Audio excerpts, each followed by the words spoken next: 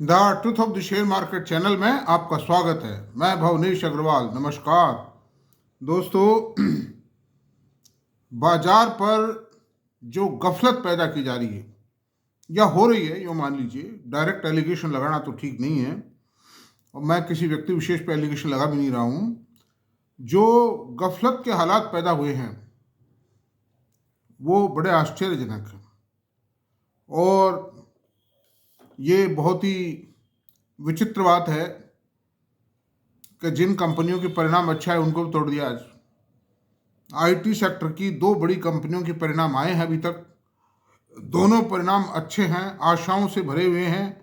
भविष्य के प्रति कंपनियों द्वारा एक अच्छी गाइडेंस दी गई है, उसके बावजूद भी उनको तोड़ दिया। तो खैर, मेरा आपसे एक ही अनुरोध है कि आप घबराएं नहीं, उनको निश्चिंत भाव से, पक्के दृढ़ता के साथ आप उनको होल्ड किए रखें। वो शेयर घाटा नहीं देंगे। मैं आपसे तो रिकमेंडेशन में कुछ नहीं करता हूँ, मेरा खाली सुझाव है केवल बात।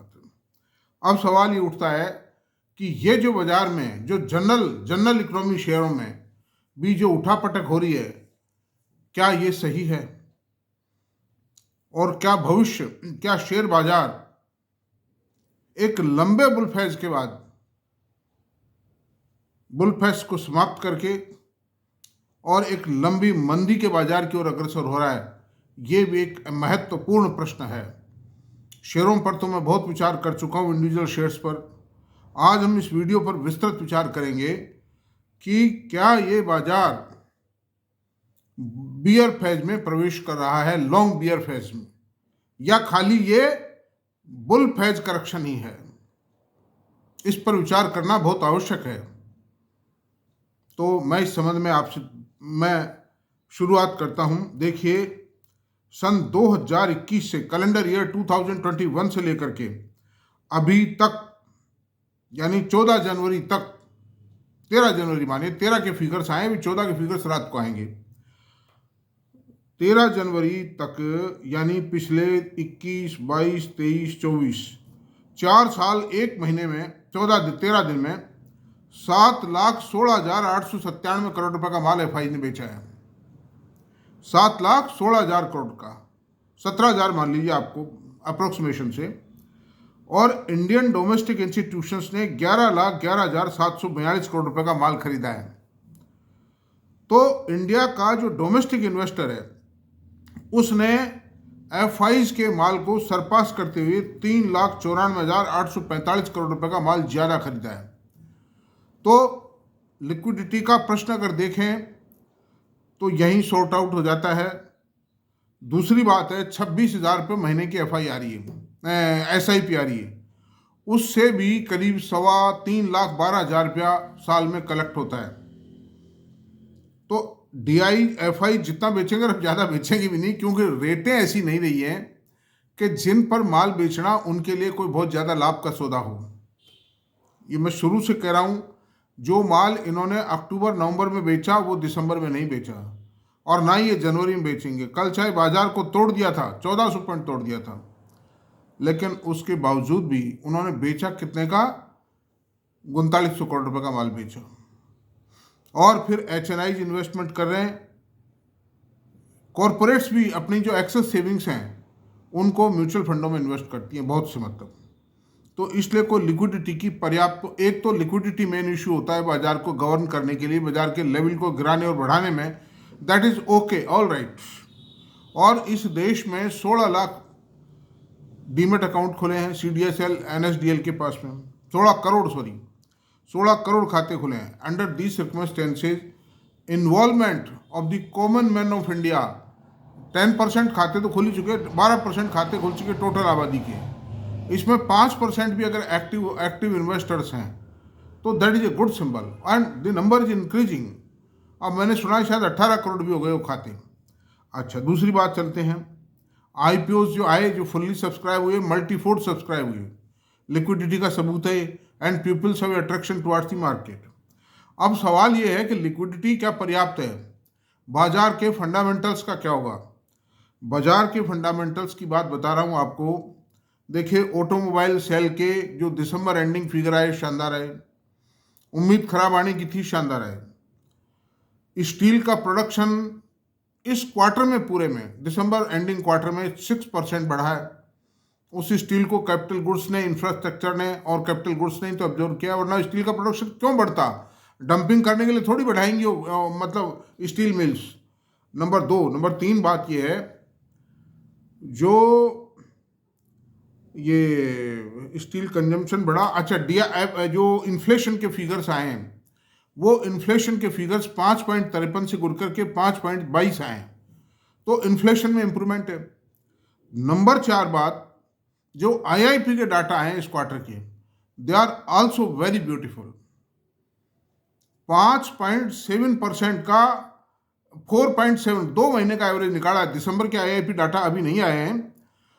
अक्टूबर और नवंबर का जो आईआईपी एवरेज डाटा है वो 4.7% है, जबकि सितंबर एंडिंग का आईआईपी डाटा 2.7 था। तो this is slightly less than double, पौने दुगना तो है ही ना मतलब ये। तो ये चारों पांचों जो सिंबल है बता रहे हैं कि this quarter has remained better. और मैं इतना कह सकता हूँ इन सब चीज़ों को देख करके कि थर्ड क्वार्टर की जो वर्किंग आ रही है कंपनियों की, वो सेकंड क्वार्टर से खराब नहीं आएगी, उससे कुछ बेटर ही आएगी। अब वो एक अलग बात है, सेक्टर टू सेक्टर डिफर करती है, किसी सेक्टर के अंदर बेटर परफॉर्मेंस आएगी, किसी में घटिया आएगी। दूसरी बात, इकोनॉमिक टाइम्स का सर्वे आज के 7-8 दिन पहले आया था, वो सर्वे, उसमें ये कहा था कि निफ्टी कंपनीज का एवरेज जो प्रॉफिट ग्रोथ आएगी पिछले ईयर ऑन ईयर वो 9.7%, 13.7% आएगी। तो 13.7% की ग्रोथ तो बहुत होती है भाई। अगर ईयर ऑन ईयर पूरे निफ्टी की अर्निंग 13.7% से ग्रो कर जाती है तो it is a far better symbol and it indicates that large cap shares will perform better. और उसके सिम्टम नजर आ रहे हैं, मैं आपसे साफ बता देता हूं। अच्छा, अब सवाल ये है कि गवर्नमेंट पॉलिसी पर आते हैं। मतलब इकोनॉमी की जो ओवरऑल बेसिक परफॉर्मेंस है वो ठीक हो रही है। वो 2 क्वार्टर जो थे, कुछ चुनाव का कारण था, कुछ बारिश का कारण था, कुछ ज़्यादा गर्मी का कारण था, सेवरल फैक्टर्स वर देयर। और गवर्नमेंट भी थोड़ा सा अपने आप को रीसेट कर रही थी उसमें, because the election results were not as per the desired results नहीं थे वो। अच्छा, अब आते हैं तीसरा, कुछ डिफेंस कंपनीज को ऑर्डर्स प्लेस नहीं किए थे, वो थर्ड क्वार्टर में भी थोड़े से किए, मामूली से किए, ज़्यादा नहीं किए। अब क्या, अब सरकार की पॉलिसीज क्या हैं? देखिए, डिफेंस के अंदर सरकार पूरा स्ट्रेस दे रही है, ग्रीन एनर्जी पे पूरा स्ट्रेस दे रही है, इलेक्ट्रिक व्हीकल्स पे सरकार का अभी भी पूरा फोकस है, रोड एंड ब्रिजेस के कंस्ट्रक्शन पे पूरा फोकस है, कैपिटल गुड्स नेचुरली जब पीएलआई स्कीम है और दुनिया भर के प्रोजेक्ट लगेंगे और ग्रीन एनर्जी के अंदर बहुत ज़बरदस्त डेवलपमेंट होगा। ग्रीन एनर्जी में रिक्वायरमेंट बहुत ज़बरदस्त है। कारण क्या, 50 लाख करोड़ रुपीज़ का इन्वेस्टमेंट अगले 10 सालों में होगा इसमें, मैक्सिमम 10 ईयर्स में 50 लाख करोड़ का ग्रीन एनर्जी में इन्वेस्टमेंट होके रहेगा, अगर कोई अच्छी गवर्नमेंट रही तो।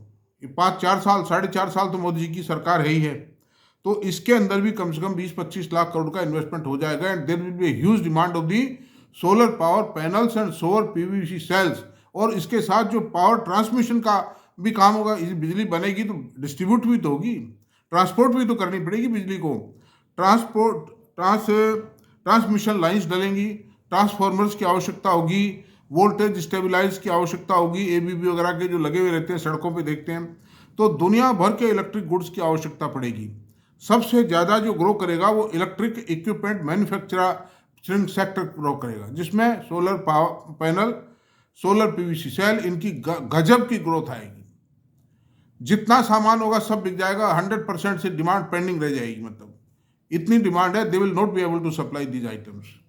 जो अमेरिका वगैरह में बंद करने की बात कहते हैं ट्रम्प की, वो कुछ टाइम थोड़ा डिस्टर्बेंस हो सकता है कंपनी को, but after their the company will run on a very high speed highway, that's all.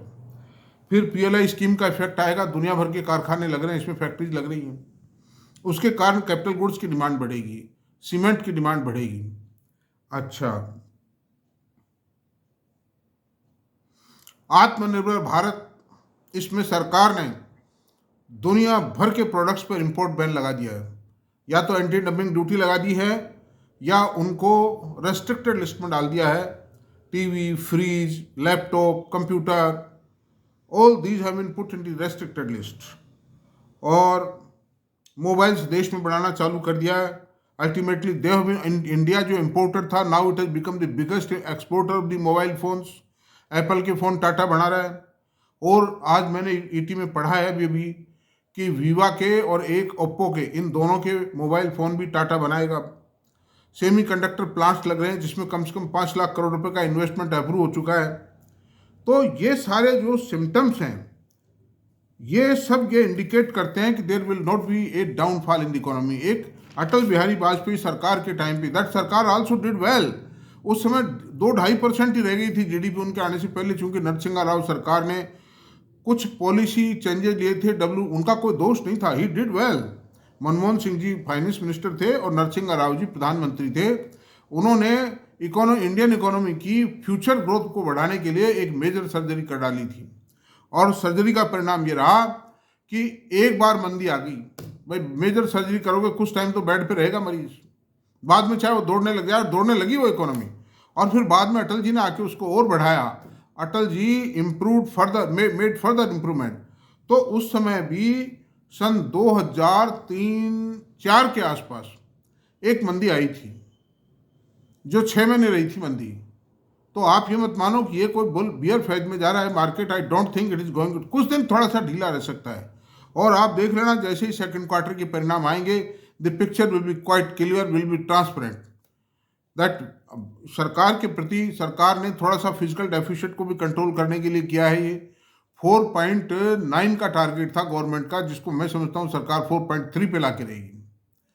तो it is also a better symbol, क्योंकि गवर्नमेंट की स्पेंडिंग कैपेसिटी बढ़ जाएगी अगर ये फिजिकल डेफिसिट कंट्रोल में आ जाता है। फर्दर टैक्सेज इंपोज नहीं होंगे दोस्तों।